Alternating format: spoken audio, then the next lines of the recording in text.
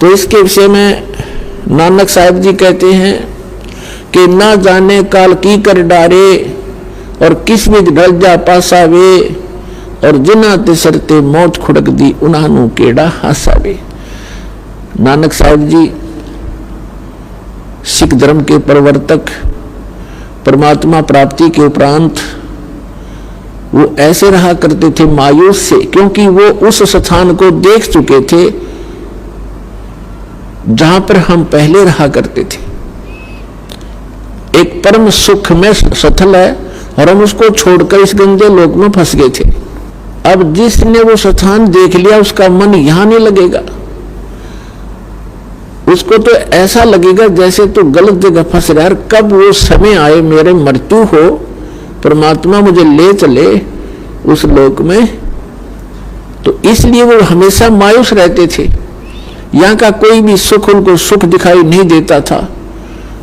तो उस समय तो एक दो भक्त जाते थे, उनसे कहा करते थे कि महाराज जी आप हमें कभी खुश नजर नहीं आते, आप मायूस मायूस से रहते हैं, इसका कारण बताइए।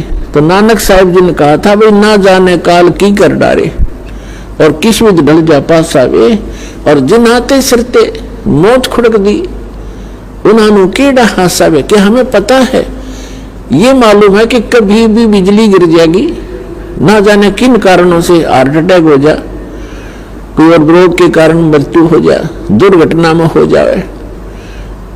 और यहाँ पता नहीं कि बिजली गिर जाए, जैसे उत्तराखंड के अंदर गए थे केदारनाथ का माथा टेकने और कल्याण कराने, और वो क्या हो गया वहां पर 1 सेकंड में आराम से बैठे बतला रहे थे। कोई कुछ कर रहा था, कोई सोच रहा था, कोई विवाह की बातें कर रहा था, कोई भविष्य की प्लानिंग बना रहा था, ये बनाऊंगा वह कोठी बनाऊंगा, और 1 मिनट में बादल फट गया। इतना भयंकर फ्लड आएगी कि सब कुछ बहा दिया, उनकी नामो निशान नहीं। काफी लोगों का तो 100 भी नहीं मिले, मलबे के अंदर दब गए। तो पुण्यात्मा इसे लोक में और नाचो गाओ और यहाँ के भविष्य की स्कीम और ये कोठी बनाने की बनाओ, तो भक्त नहीं हो, छीट नहीं लगी आपका भक्ति की। फिर तो नानक साहब जी कहते ना जाने काल की कर डारे और किस विध ढल जा पासावे और जिनाते सरते मौत खुड़क दी। 1 सेकंड का पता नहीं। कबीर साहब कहते ना जाने अगले सांस का आवण हो ना हो। तो उनको कैसा हासा, वो क्या किस चीज पे हंसे। फिर उन्होंने पूछा क्या आप सदा ऐसे मायूस रहते हैं, क्या आप सदा ऐसे ही रहते हैं? कहते नहीं, साध मिले सड साधी होंदी और विछड़ जाए दिलगीरी वे, अख दे नानक सुनो जिहाना ये मुश्किल हाल फकीरी वे।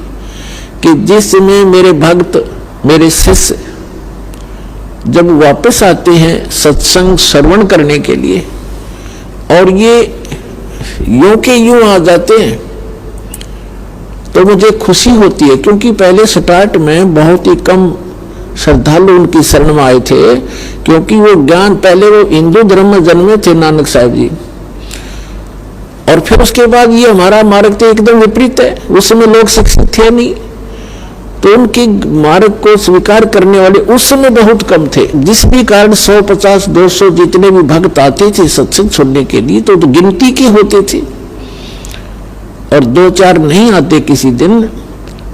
तो गुरुदेव पूछा करते थे फलाना नहीं आया भाई, क्या बात होगी।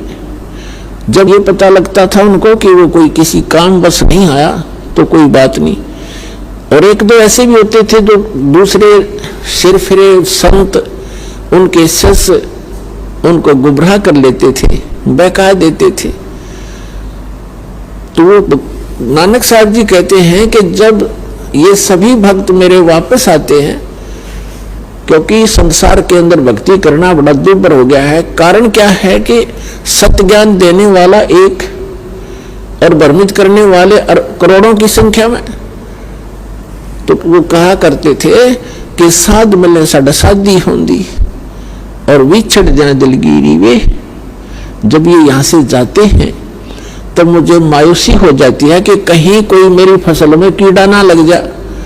इन भोली आत्माओं को मुश्किल से सिर चढ़ाया है ये ज्ञान मार्ग दे करके, और ये सिर फरे पता नहीं कितने नकली पंथ फिरे हैं।